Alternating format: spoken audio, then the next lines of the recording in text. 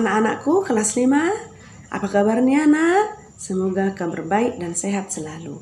Salam jumpa dan salam sehat dari Ibu.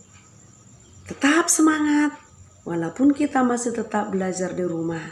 Dan kita tetap memohon kepada Tuhan, memulai dan mengakhiri setiap aktivitas kita, agar Tuhan senantiasa memberkati, melindungi, dan merahmati kita dengan segala kebaikannya. Dan semoga juga corona ini bisa berakhir dari bumi kita ini. Oke anak-anakku yang baik, kita memulai pelajaran kita pada hari ini. Pada minggu yang lalu kita telah membahas subtema yang pertama dari bab pertama, manusia secitra dengan Allah, yaitu perempuan dan laki-laki diciptakan secitra dengan Allah. Anak-anakku yang baik, dapat kamu ingat kembali apa artinya itu citra manusia secitra dengan Allah?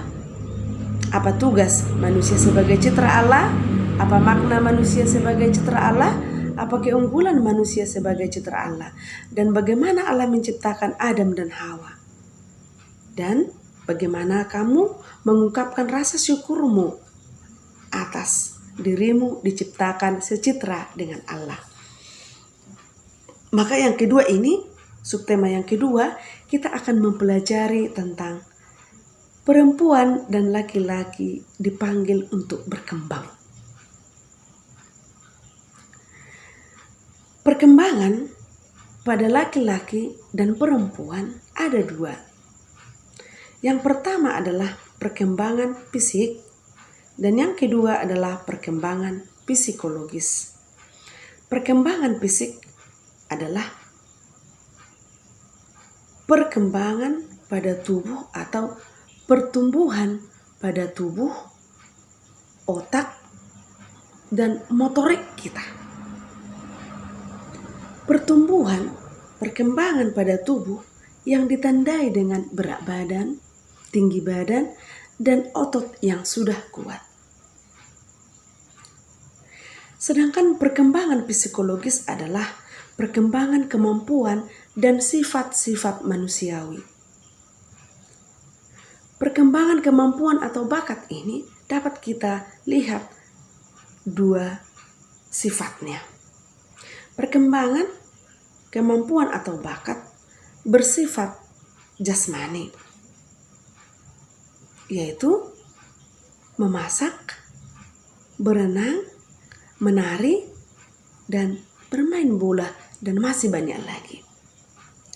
Sedangkan pertumbuhan dan perkembangan bakat atau kemampuan bersifat rohani. Yang pertama adalah rajin berdoa, mencintai manusia, mencintai Allah dan manusia, beriman, melakukan hal-hal yang baik. Itu perkembangan rohani.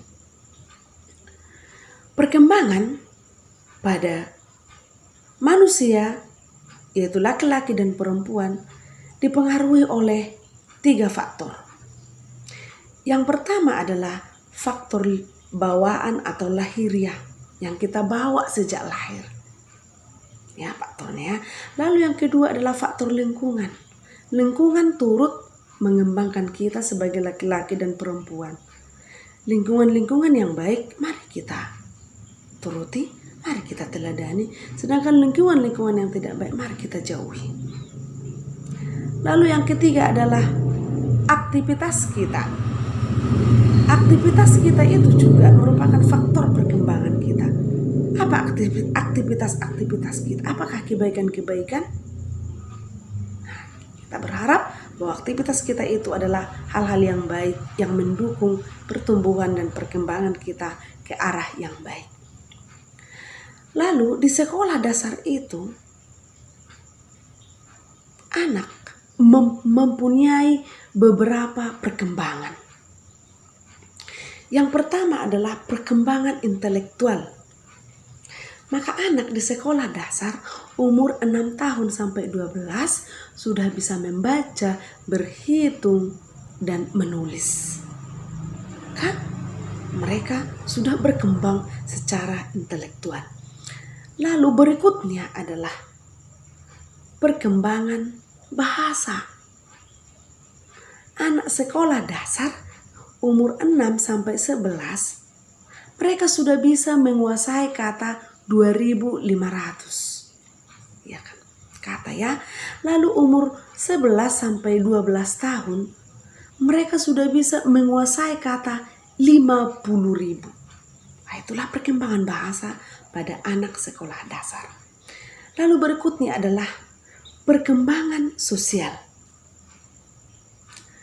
Anak sekolah dasar selain menjalin hubungan dengan orang tuanya, sudah bisa menjalin ikatan hubungan dengan teman sekelasnya, teman sepermainannya, teman seumurannya.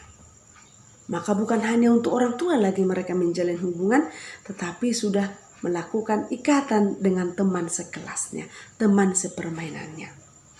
Lalu berikutnya adalah perkembangan emosi. Anak sekolah dasar sudah menyadari bahwa kata-kata kasar itu tidak dikehendaki di masyarakat. Kata-kata yang tidak baik yang terucap dari mulut kita ini yang kurang baik, mereka sudah tahu bahwa tidak dikehendaki oleh masyarakat. Maka mereka bisa menahan emosi. Ya, mampu menahan emosi. Berikutnya adalah perkembangan di bidang keagamaan. Maka pendidikan agama memiliki sifat positif untuk membentuk akhlak pribadi anak sekolah dasar.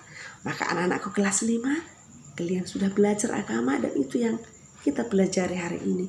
Bahwa pendidikan agama itu adalah untuk membentuk akhlakmu. Akhlak yang bagaimana? Yang jujur, yang disiplin, yang baik, yang taat, yang rendah hati, yang bertanggung jawab. Dan pribadimu yang bagaimana? Pribadimu yang memiliki karakter-karakter yang baik, yang sangat terpuji. Itulah maksudnya kita belajar agama. Dan juga dengan belajar agama ini, kita mampu mengenal kasih lewat Tuhan kepada sesama. Dan nanti saat kamu menginjak remaja, karena sudah dibentuk akhlakmu, dibentuk kepribadianmu dari SD dengan belajar agama, maka kamu nanti sudah bisa menghadapi segala tantangan dan kenyataan-kenyataan hidup yang tidak sesuai dengan keinginan kita. Maka kamu nanti semakin kuat karena sudah didasari belajar agama di SD. Lalu perkembangan motorik. Ya. Ini sudah terkoordinasi, minat dan keinginannya sudah terkoordinasi, maka dia akan melakukan hal-hal yang baik. Perkembangan motorik di SD boleh kita lihat ya, motoriknya sangat lincah, gerakannya begitu lincah. Maka kita boleh mengembangkan, anak-anakku boleh mengembangkan keterampilan-keterampilanmu saat SD. Dengan gerakanmu, dengan daya ciptamu, dengan segala intelektualmu, yaitu menggambar, melukis, berhitung, dan masih banyak lagi keterampilan-keterampilan yang harus kamu lakukan. Oke, anak-anakku yang baik, bakat atau kemampuan adalah sifat, pembawaan, dan hal-hal yang baik yang kita bawa sejak lahir. Maka bakat dan kemampuan itu sudah diberikan Tuhan sejak kita lahir. Bagaimana kita cara mengembangkan bakat kita itu? Bagaimana kita cara untuk melatih bakat-bakat yang sudah diberikan Tuhan kepada kita? Maka dengan demikian kita nanti melihat Injil yang menyangkut tentang talenta, yaitu Matius 25 ayat 14 sampai dengan 30. Ya, Matius 25 ayat 14 sampai dengan 30. Itu talenta yang diberikan Tuhan. Di sana nanti dikisahkan bahwa seorang tuan ingin bepergian ke luar negeri. Maka dia memanggil hamba-hambanya untuk menyerahkan hartanya kepada hamba-hambanya. Hamba yang pertama dipanggil memberikan 5 talenta. Maka hamba yang kelima ini pergi dan mengembangkan talentanya. Hamba yang kedua dipanggil oleh tuannya, lalu tuannya memberikan 2 talenta. Lalu hamba yang kedua ini pergi dan mengembangkan talentanya. Hamba yang ketiga dipanggil oleh tuannya, lalu diberikan 1 talenta. Maka setelah tuan ini pulang dari luar negeri, dia memanggil ketiga hambanya ini. Dikisahkan di situ ya. Hamba yang pertama dipanggil dan menghadap kepada tuannya. Tuan, aku telah menerima 5 talenta dan aku mengembangkannya menjadi 5 talenta. Terimalah Tuan. Maka Tuan itu mengatakan, baik sekali perbuatanmu itu anakku.